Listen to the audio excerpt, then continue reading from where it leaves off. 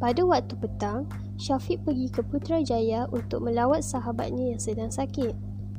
Syafiq menuju ke landasan tren dan menaiki tren tersebut yang menuju ke tempat sahabatnya itu.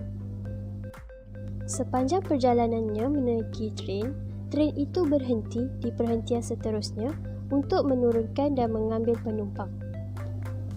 Pada masa itu, Syafiq sedang bermain telefon, lalu ternampak seorang ibu yang sedang mengandung sedang berdiri di penjuru tren berhampirannya. Manakala Syafiq juga melihat seorang warga emas juga berdiri di hadapannya yang memakai tongkat. Hal ini kerana tempat duduk di dalam tren itu sudah penuh. Kesian dekat akak yang mengandung tu, tapi kesian juga dengan nenek tu. Apa yang aku perlu lakukan ya? Tengok dalam tren ini tidak ada seorang pun yang sudi bagi tempat duduk pada mereka. Aku nak tolong, tapi aku pun dalam dilema nak bagi dekat akak tu ke atau nenek tu.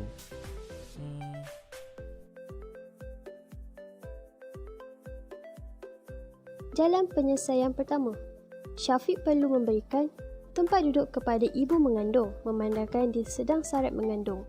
Kemungkinan dia lebih memerlukan ruang untuk rehat memandangkan perjalanan masih jauh.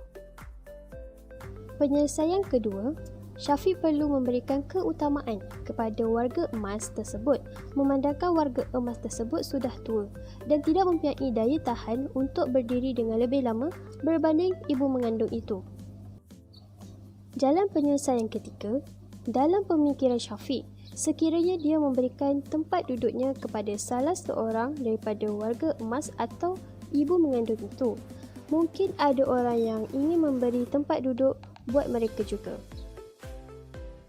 Maka, setelah difikirkan, Syafiq telah membuat keputusan dan memberikan keutamaan kepada warga emas tersebut kerana dia sudah tua dan kemungkinan tidak berdaya untuk berdiri dengan lebih lama.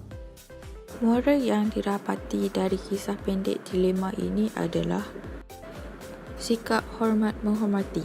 Kita haruslah saling hormat menghormati dan mengasihi orang yang lebih tua. Sikap ini penting untuk memastikan masyarakat hidup dalam keadaan aman dan damai. Tidak mustahil jika hilang rasa hormat dalam diri masyarakat negara kita akan huru-hara kerana pergaduhan. Nilai ini perlu dipupuk sejak kecil lagi. Bak kata pepatah, melentur bulu biar dari rebungnya.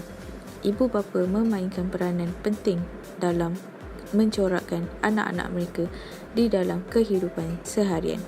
Jika ditanamkan sikap ini dari kecil, ia akan menjadi satu budaya sehingga dewasa.